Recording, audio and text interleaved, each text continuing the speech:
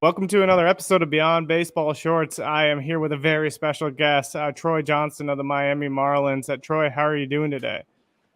I'm excited to be here, excited to talk some baseball and, get a little more in depth about my life. Yeah, it sounds great. We're really excited to have you on and just talk a little bit about your journey. Just for the viewers, kind of introduce them to you and kind of some of the things that have have gotten you to where you are on your journey and some of the passions that you found away from the game as well. Okay. Yeah. So my name's Troy Johnston. I was drafted in the 17th round in 2019 by the Miami Marlins. I've spent my whole career so far with the Miami Marlins. I have now ended this 2022 season in AAA with Jacksonville Jumbo Shrimp. For me, I was always an athlete first, and I played every single sport I could get my hands on. I played golf, I played football, I played basketball, track, and actually wrestling was a big part of my life as well. Nice.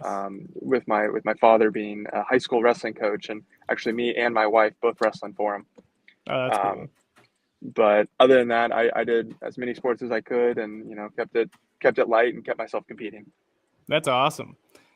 It's always cool because I think when we look at athletes in general, you have those solo sport athletes, but letting athletes kind of branch out and experience different sports and different cultures. I know working in baseball, a lot of times when coaches were recruiting at the college level, they love the aspect of having someone play different sports and kind of experience different things so they're not siloed into one sport specifically.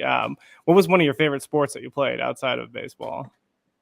So I think my favorite sport to play, I really enjoyed wrestling, but the secondary sport I was the best at was golf. I Mm, played competitively when I think I started when I was 11, 12, and I played up until I was about 14, 15. Then I chose to play football in the fall instead of play golf. And so that was a tough decision for me. But, of course, I can play golf anytime I want now. is that what you're going to spend a But lot of the off season doing? I sure hope so. Up here in the state of Washington, it's beautiful right now. But here in a couple weeks, it'll start raining and it won't stop until May or June.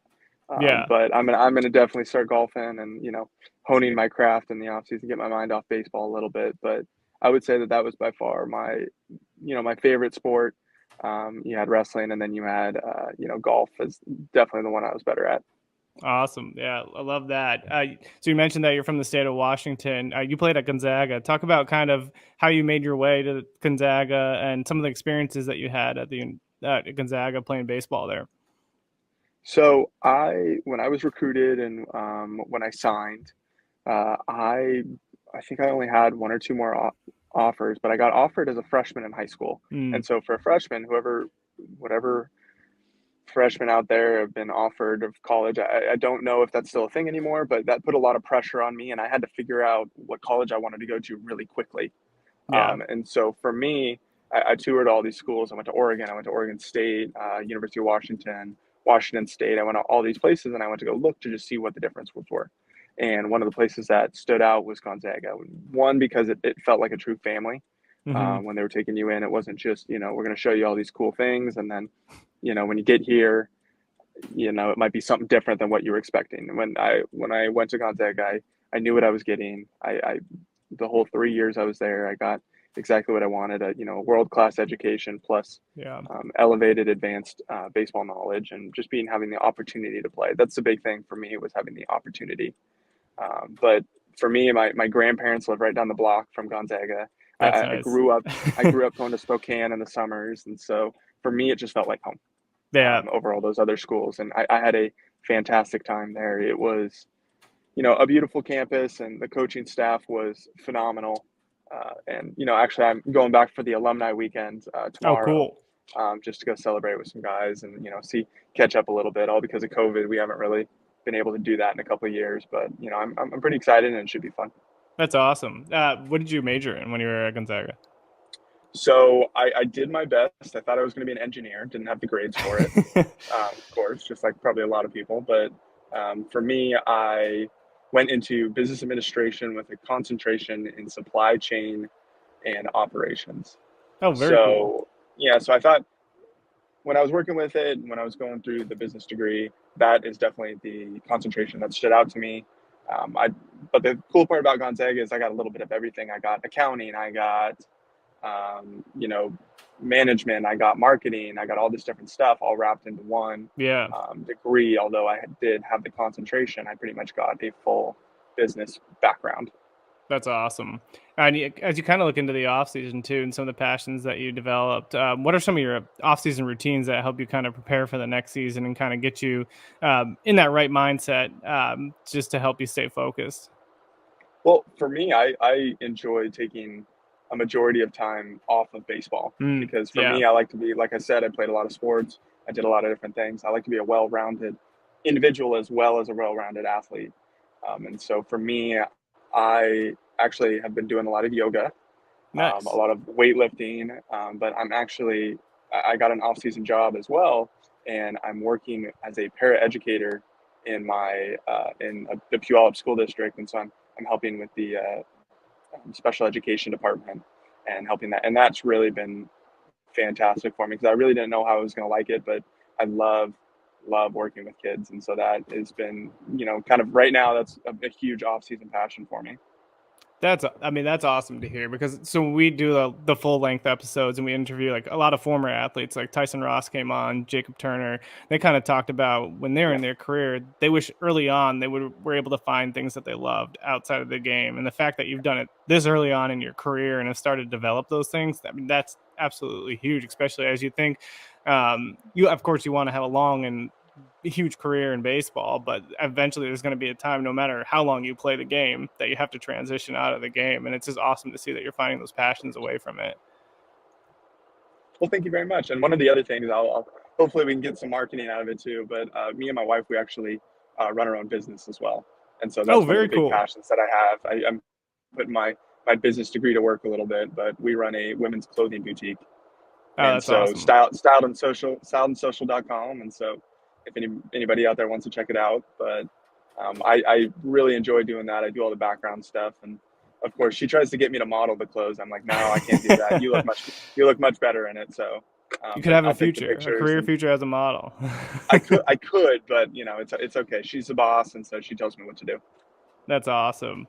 I guess the other thing, as we kind of talk about transitions too, what's the transition like from playing? Because a lot of times you have the players who kind of go through the lower minors and you transition to the upper minors. What are some of the big things that you've noticed as you transition to the upper minors, whether it's competition or just kind of getting adjusted? What are some of the big things that you've had to utilize or are faced during these transitions to the upper minors? I think the information that people are given Mm, is the biggest difference because of course when you're in the lower minors, guys don't have a lot of information because it's things either from college or even the lower minors guys maybe haven't played since they've got drafted in a year or a year and a half. They get Tommy John or something.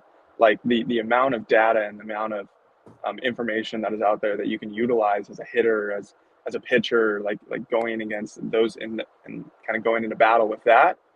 I think that is the biggest jump because not only do you have a lot of information on the pitcher yeah. to create a plan, but the pitcher has a lot more information, I feel like, about you on how to attack you and get you out. Because of course, it's a lot easier for the pitcher to get you out than it is to, of course, hit home runs or doubles or singles or hits it all in that case. But Yeah, that's awesome. It's kind of cool to hear just the different transitions because I think as you start to advance those levels, you start to get more of that data, like you said. So you won the MVP for Double A this year. What was one of your biggest highlights throughout the season?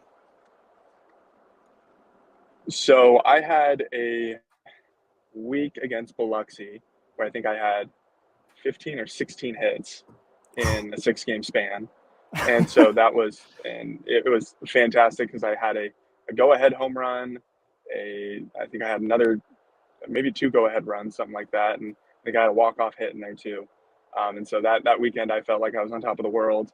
And so, but of course, baseball is very humbling, just like everybody knows. Yeah, And so, of course, I had my rough patches here or there, but I would say that kind of solidified, maybe in the organization's eyes of giving, awarding me the MVP. But honestly, I just felt like I was a nice team guy and helped the team out any way that I could.